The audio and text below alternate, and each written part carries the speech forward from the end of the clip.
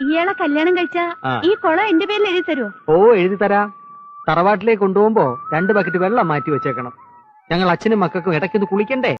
SP ഒരു 300 രൂപ എടുത്ത് ശമ്പളത്തിന് പിടിച്ചോ. ഇവരൊക്കെ ആരാ? ഫ്രണ്ട്സാ. എന്താ അയാളുടെ ദേഹത്ത്? കാക്ക തൂറിയതാ. ഇത്രയോ?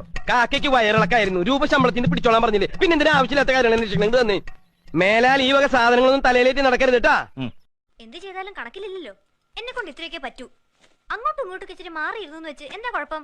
കൃത്യമായിട്ട് അടുക്കി പെറുക്കി വെക്കാൻ ഇത് ജൗളിക്കടയൊന്നും അല്ലല്ലോ. എന്ത് ചെയ്താലും കണക്കിലില്ലല്ലോ. ഞാൻ തിരിച്ചു പോകുമ്പോ എന്റെ കൂടെ വരൂ കാനഡയിലേക്ക്? അയ്യോ, ഞാൻ ഇന്ത്യ വിട്ട് എവിടെയെങ്കിലും പോകുന്ന കാര്യം ചിന്തിച്ചിട്ടേ ഇല്ല മാഡം. ഇരുന്ന ബാഗൊക്കെ ആയിട്ട് ഒളിച്ചൂടെ? ആഭരണം ഒന്നും എടുത്തിട്ടില്ല. ഇനിയിപ്പോ അതും അടിച്ചുകൊണ്ട് പോയെന്ന് വേണ്ടില്ല. ഒരു ജോഡി ഡ്രസ്സേ എടുത്തുള്ളൂ, അത് പോരെ? അത് മതി. പക്ഷെ നമുക്ക് ഇപ്പൊ ഒളിച്ചോറണ്ട. പിന്നെ രാത്രി ഇറങ്ങി വരുമെന്ന് പറഞ്ഞിട്ട്? അത് വിളിച്ചാ വരുമെന്ന് അറിയാനായിരുന്നു. ഇപ്പൊ വിശ്വാസായി. സത്യമായിട്ടും ഞാൻ വിളിക്കും ഒരിക്കൽ. നിന്റെ ധൈര്യം ഞാൻ സമ്മതിച്ചിരിക്കുന്നു. എനിക്കിപ്പോ ഭയങ്കര ധൈര്യമായി. പോയിക്കോളൂ. തിരിച്ചു പോകാൻ ഇപ്പൊ പേടി. അച്ഛനെ കണ്ടാലോ? കണ്ടാൽ സ്വപ്നാടനായിരുന്നു പറഞ്ഞാൽ മതി. സ്വപ്നാടനോ?